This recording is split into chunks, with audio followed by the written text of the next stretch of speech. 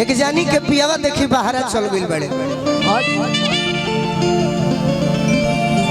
दिसंबर महीना में उनका के ना बोला लेके जाए तो बाहर रहब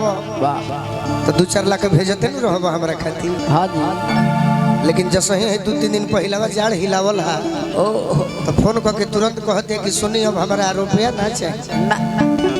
तो काहे देहात के नारी रहली बड़ी कम पढ़ल लिखल लेकिन देहाती भाषा एक से एक जानी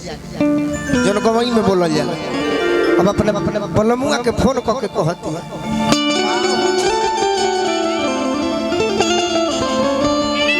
अरे की बड़ा अरे होई जाड़ाई पढ़ावता कोनो मेहरारू कहे कि बड़ी जाड़ लागता चाहे ठंडा पड़ता आई मेहरारू कहते कि हमरा के जाड़ा जौन बा अभी पहाड़ा पढ़ावता। अरे की बड़ा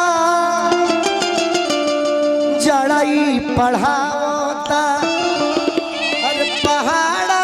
राजा जी बड़ा जाड़ाई पढ़ावता जाड़ाई पढ़ावता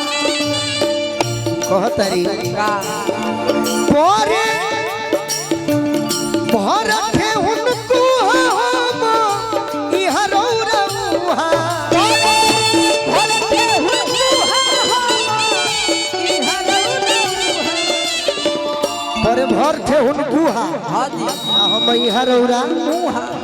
आ तारा भी अगर दिक्कत होखे पेमेंट मालिक ना कोइले होखस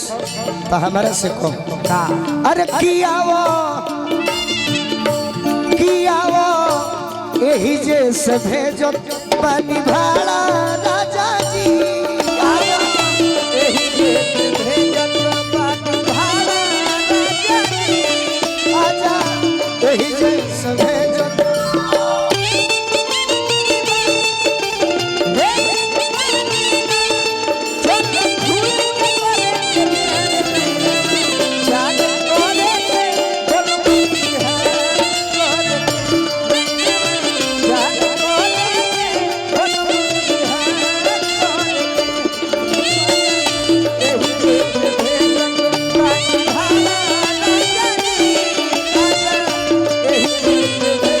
और का कहत करी और का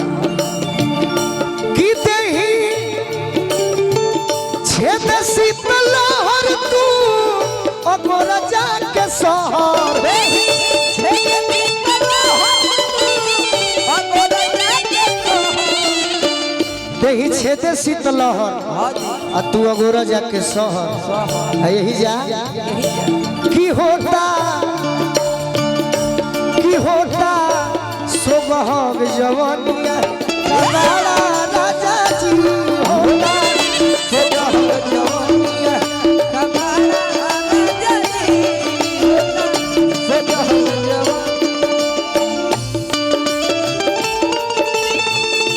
जवानिया जी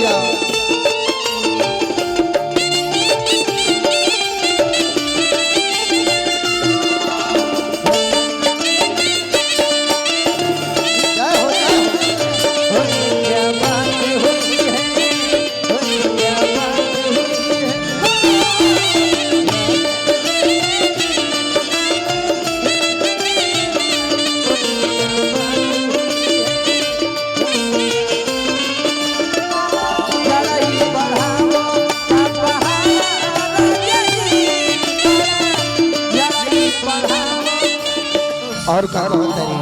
और कि पाला पानी पलानी ठिठुरे सुटर में जवानी पाला पानी पलानी ठिठुरे सुटर में जवानी और उधर का उदेश भैया है का चीन गए का कि पाला पानी पलानी ठिठुरे सुटर में जवानी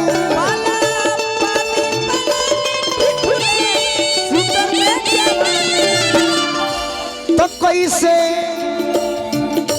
अरे कैसे रही करे जा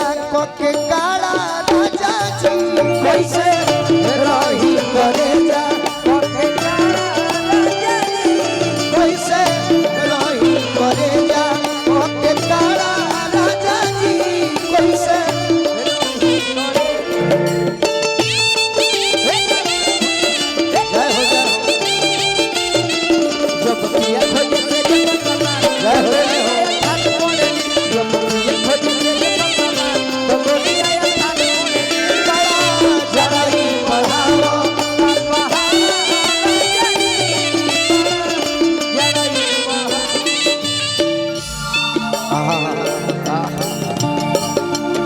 अवधेश भैया कोर से हजारों हजार रुपया के पुरस्कार मिलल। और का कहतरी अंत में और का आजा देहि तो बढ़ा पे बोलू पोरसी संहिता पे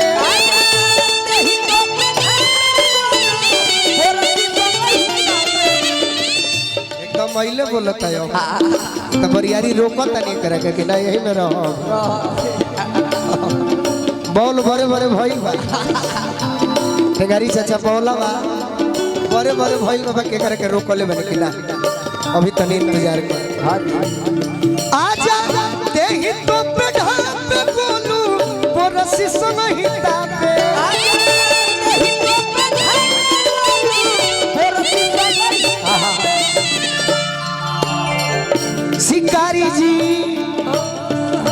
शिकारी जी आवना दुवरिया पानी खाड़ा राजा जी शिकारी जी आवना